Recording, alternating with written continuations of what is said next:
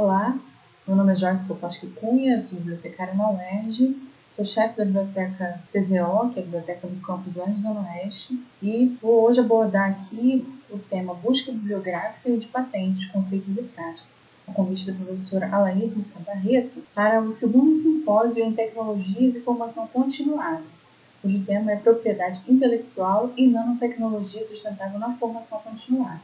Então, desde já, meu agradecimento pelo convite, e nós vamos abordar, então, a importância e como montar uma estratégia de busca, métodos e recursos, observar o que é importante a gente conhecer para a gente estruturar uma estratégia de busca que realmente possa nos atender com uma maior eficácia no processo como um todo. A aplicação prática dessa estratégia em algumas fontes bibliográficas, científicas, que possam retornar aí conteúdos relacionados a dar suporte à prática acadêmica. Vamos olhar também algumas características do tipo de documental, que é a patente, e explorar também como a gente faz buscas dessa tipologia na prática. Então, qual é a relevância da gente planejar esse processo da pesquisa bibliográfica? Vou chamar aqui a atenção que a busca bibliográfica num contexto acadêmico-científico, ela deve ser pautada por informações qualificadas, evidências científicas, porque elas passaram por todo um processo de produção desse conhecimento amparado em aportes teóricos, metodológicos confiáveis. Também vai nos permitir fazer escolhas mais pertinentes a respeito das fontes de informação que nós vamos trabalhar. Eu digo fontes de informação, incluindo aqui bases de dados, portais, as fontes que a gente for utilizar, adotar na nossa pesquisa para levantar conteúdos, sejam eles artigos, teses, dissertações, pré-prints, enfim. Temos uma grande variedade de tipologias documentais aí que podem fornecer informações importantes para a nossa pesquisa. Tendo em vista essas questões já colocadas, a gente vai otimizar, então, todo o processo, promovendo maior eficiência e eficácia também na recuperação desses materiais, de modo que eles possam ser mais pertinentes àquela proposta de pesquisa. E, com isso, a gente ganha tempo, que é muito importante. A gente sabe que no contexto que a gente vive, onde nós temos grande volume de informações disponíveis na internet, mas nem tudo, às vezes, está com uma qualidade adequada para a nossa utilização, que a gente consiga ter uma confiabilidade para utilizar aquele material. Então, assim, é importante a gente desenvolver realmente habilidades e competências para saber filtrar essas informações. Considerando, então, a pesquisa bibliográfica para fins de levantar esse tipo de material, ela é uma parte fundamental, básica, praticamente de todas as pesquisas no mundo acadêmico-científico. Às vezes, ela vai acompanhar um outro método na condução daquela pesquisa, ou às vezes ela pode ser o método principal de um desenho de estudo. De um modo geral, ela acompanha ali algum outro método. E a busca bibliográfica ela é uma etapa dentro da pesquisa bibliográfica como um todo. E para isso a gente precisa documentar, fazer registros desse processo para facilitar depois o relato dessa pesquisa, a gente voltar nessas etapas para fazer ajustes se necessários. Então, a pesquisa bibliográfica ela vai dar suporte aí a gente produzir artigos no projeto de pesquisa, uma infinidade aí de produtos relacionados à atividade científica. Mas nós temos também materiais não convencionais, como as patentes, que, mesmo na perspectiva documentária, que ela é um documento primário, super rico de informações estratégicas, inclusive, elas também apresentam informações derivadas de uma pesquisa extensa, tanto de outras patentes anteriores, quanto também de outras fontes de informação não patentárias. Em relação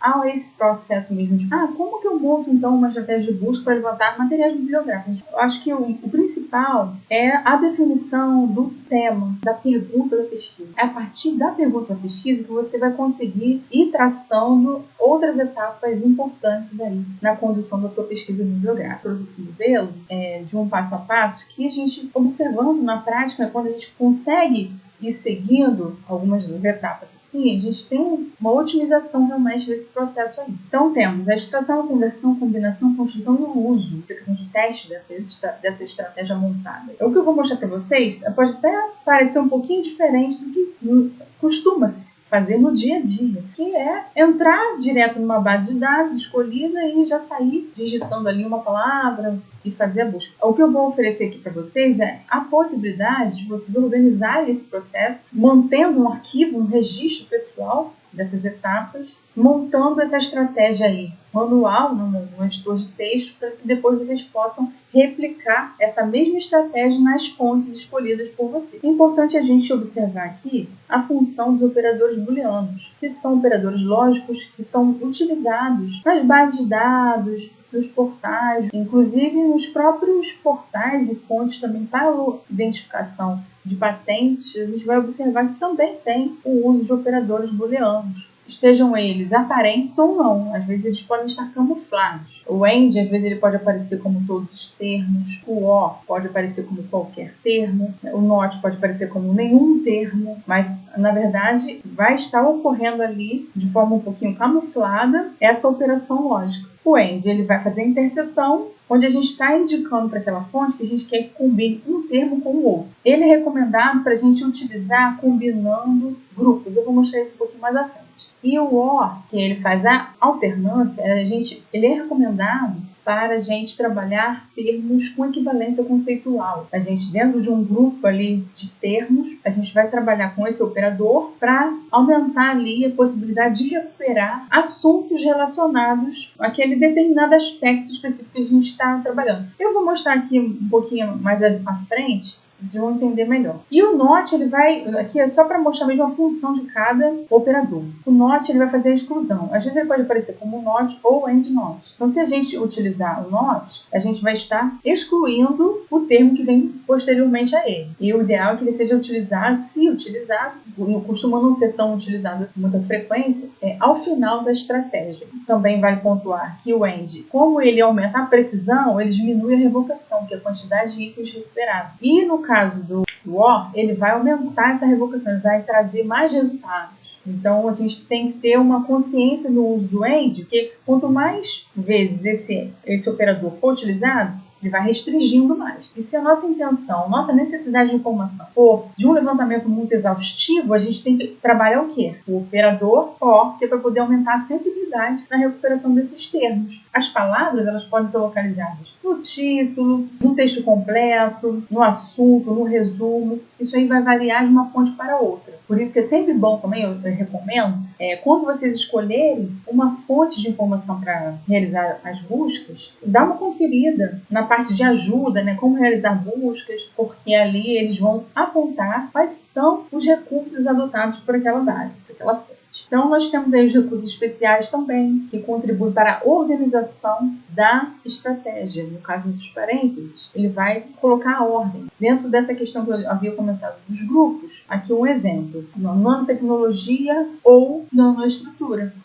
É isso que a gente está trabalhando aqui, uma equivalência. Então, a gente vai utilizar o operador OR. E o AND aqui para combinar os grupos. Então, a gente, toda vez que abrir um parênteses, a gente precisa fechar. A gente vai usar o OR para combinar termos com equivalência conceitual e o AND entre os grupos. Essa lógica aqui é muito básica, simples. Existem alguns modelos que auxiliam a estruturar uma estratégia de busca, a depender do desenho do estudo. Essa parte aqui que eu estou apresentando para vocês, ela é muito básica, porque ela pode ser aplicada a qualquer levantamento, qualquer necessidade de informação. Sendo que se você vai fazer um estudo de revisão sistemática, que tem toda uma metodologia que você precisa seguir, você vai precisar trabalhar isso com um cuidado maior, seguir lá o modelo para estruturar a estratégia conforme indicado. Para estudos clínicos, você vai utilizar o modelo PICO, tem as suas variações e tem outros modelos também. A gente pode identificar isso na literatura, também tem um texto aqui que também aborda isso. Deixo como referência aqui nessa apresentação ao final. Então, os operadores, nós temos também recursos especiais, uso de aspas para recuperar a expressão exata. Nesse caso aqui, o uso de aspas é para localizar, mais indicado com termos compostos. Com uma palavra só, você não precisa utilizar aspas. Ele vai evitar que você recupere nanotecnologia separado de sustentável. Às vezes pode ser recuperado nanotecnologia no título em uma referência que foi localizada, né, dos resultados. E aí sustentável vai aparecer no resumo ou no assunto de uma outra referência. Se você utilizar com aspas, isso aí vai melhorar também na recuperação desses teus resultados. Também não é indicado o uso quando a gente faz truncagem. Nesse caso aqui, por exemplo, a truncagem é quando a gente utiliza o radical de uma palavra para recuperar as variações dela. Então aqui educa, recupera educação, educado, educando. E aqui tem algumas variações, algumas bases podem trabalhar com asterisco, outras com cifrão. O mais comum é o asterisco. E aqui é aquela parte que eu acabei de dizer, de não utilizar aspas com truncagem, porque a base vai entender exatamente como estiver entre aspas. Ela não vai entender que você quer a variação da palavra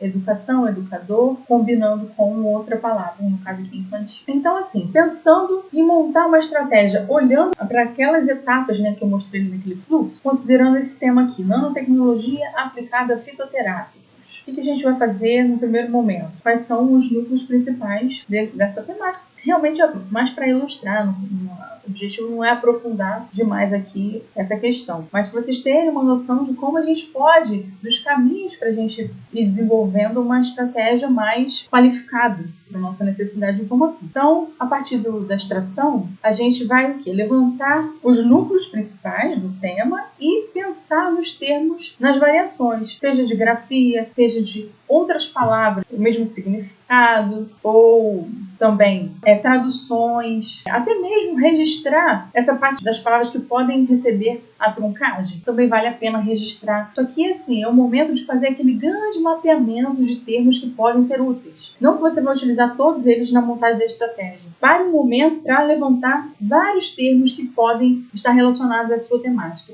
Às vezes a gente fica muito preso a uma forma de nomear determinado assunto. Vou dar um exemplo aqui, na área da saúde, um estudo sobre saúde da mulher na atenção básica. Você pode encontrar na literatura atenção básica, mas também pode encontrar atenção primária. Então, assim, é importante a gente levantar essas variações, inclusive uma forma de levantar isso é pegar, às vezes, um texto coringa, pegar um artigo que seja novo ou muito citado, para você ir ali olhar quais são esses termos que estão sendo mais utilizados ali como palavra-chave, no resumo, no próprio título, porque isso aí pode ser também uma fonte para vocês registrarem a forma de nomear o assunto do seu interesse. Então, a partir disso também, nós temos a possibilidade de consultar vocabulário controlado, que faz controle terminológico dentro de determinada área do conhecimento. Nesse caso aqui, estou dando um exemplo de um que é para a área da saúde, que é o Descritores em Ciências da Saúde, que é uma ferramenta muito útil, muito interessante, porque também já dá traduções para outros idiomas, porque ele é multilíngue. Então, você consegue anotar o termo livre, anotar o descritor, extrair também a tradução. No caso, ele oferece português, inglês, espanhol e francês, e também sinônimos, termos relacionados ao descritor. A partir dessas etapas que a gente já viu, a gente vai começar a montar a nossa estratégia. Que essa aqui, no caso, seria uma estratégia básica que seria aplicada, adaptada para as fontes que a gente escolher trabalhar. Pensando também que quando a gente escolhe uma fonte, uma base de dados que tem uma cobertura nacional, a gente pode trabalhar em português tranquilo. Mas, se ela cobre a maior parte da literatura que você encontra indexada naquela fonte ou na língua inglesa, o ideal é que seja também a estratégia em inglês para poder melhorar também essa recuperação de resultados. Tá? Então, assim, você monta a estratégia base e depois você vai fazendo adaptação tanto para o idioma quanto também para recursos. Eu já montei, vocês podem observar, o operador booleano OR para termos com equivalência, o operador AND para combinar os grupos, tem truncagem aqui, tem uso de aspas, então, para vocês verificarem. Então, a outra etapa seria realmente, a partir daquela estratégia base, aplicar nas fontes escolhidas. Isso aqui é até um modelinho que depois vocês podem tomar como um exemplo, né, e adaptar para a necessidade de vocês, porque você registra quais foram as fontes escolhidas para aplicar a estratégia aplicada, né, tem no caso, BVS, eu botei aqui em português, aí na PubMed eu já utilizei em inglês, na Embase também, considerando aquelas questões que eu comentei agora há pouco. Então, eu registro a data. Se eu utilizar filtros, também vou registrar aqui. E a quantidade de itens recuperados a partir dessa estratégia aplicada. Então, assim, você cria um registro muito interessante para você, que pode facilitar, às vezes, até para entrar como um apêndice num trabalho acadêmico. Se você vai fazer um estudo de revisão de evidências, síntese, você geralmente vai precisar aí ter tudo isso muito detalhado. Então, assim, já é um caminho para que, se você tiver interesse, já vai se familiarizando com essa forma de trabalho, né, de montar a estratégia, registrar e ir trabalhando com elas manualmente. Qual é a vantagem de você construir a sua estratégia base e aplicar essa mesma estratégia nas fontes escolhidas? Porque imagine, se você estivesse montando ali no próprio formulário da fonte escolhida, como se fosse lá no PubMed, você estivesse lá adicionando linhas, botando lá seus termos, e aí, porventura, caiu a internet, você precisou sair, não ficou salvo, você não estava logado, e aí aquele histórico é temporário. Você perdeu aquele trabalhão, o tempo que você teve ali de ficar digitando palavra por palavra, fazendo combinações, às vezes havia até localizado assim coisas interessantes, mas você perdeu. Você nem se lembra mais de qual foi o termo que eu utilizei. Assim você consegue voltar, você consegue observar se aquilo está realmente funcionando ou não. Se aquele termo, você pode fazer vários testes. Aquele termo, será que está recuperando coisas que não estão fazendo muito sentido para a minha proposta de pesquisa? Aí retira aquele termo. Então, assim, você precisa realmente explorar todas essas possibilidades de levantamento dos termos, ter o domínio aí de como montar a estratégia de busca, né, o uso desses recursos e fazer os testes, né? Se for uma área do conhecimento fora da área da saúde, que já é um pouquinho mais difícil a gente ter vocabulário controlado, é olhar realmente para a literatura, olhar como que outros autores estão abordando aquele assunto, porque a forma de nomear vai fazer também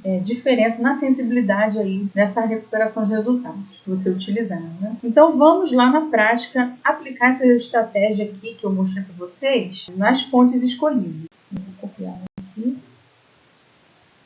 Esse aqui aberto, clicando aqui no campo geral mesmo, na página inicial, clicou em pesquisar.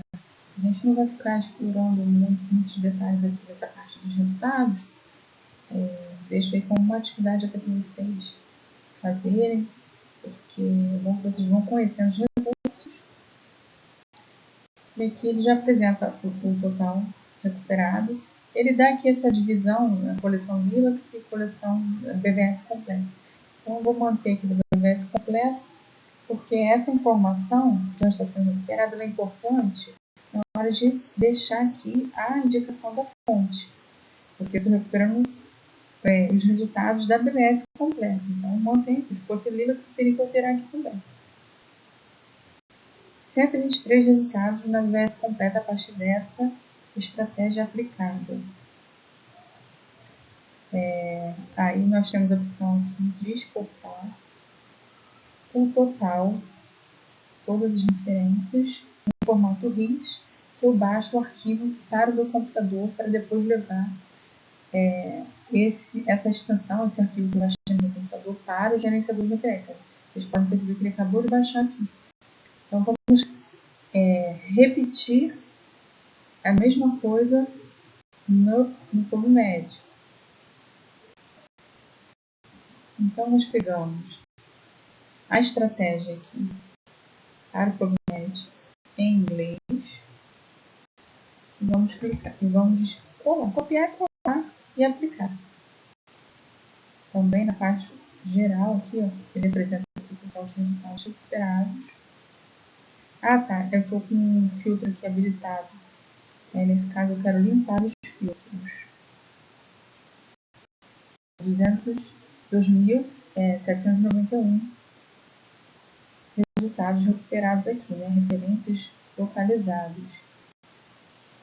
Tá? Aqui a gente registra a data que a gente está aplicando, se a gente utilizar algum filtro e a quantidade localizada, né?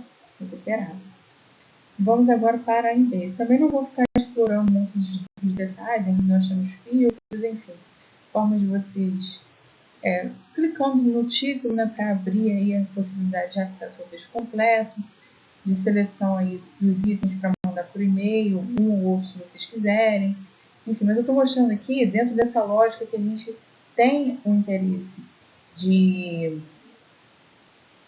levar todos esses resultados para um lugar só, e aí dentro dessa plataforma, né, poder fazer aí a retirada das duplicatas, né, de itens que porventura foram localizados de forma repetida nas bases que nós escolhemos. Então a gente tem essa opção dentro de um gerenciador de referências de fazer isso e outras funcionalidades, como você ter todas essas referências num lugar só, você consegue ler, fazer suas anotações, suas marcações, é bem interessante.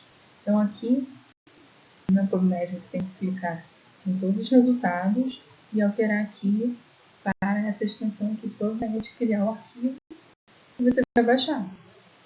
Também para o seu computador o arquivo RIS.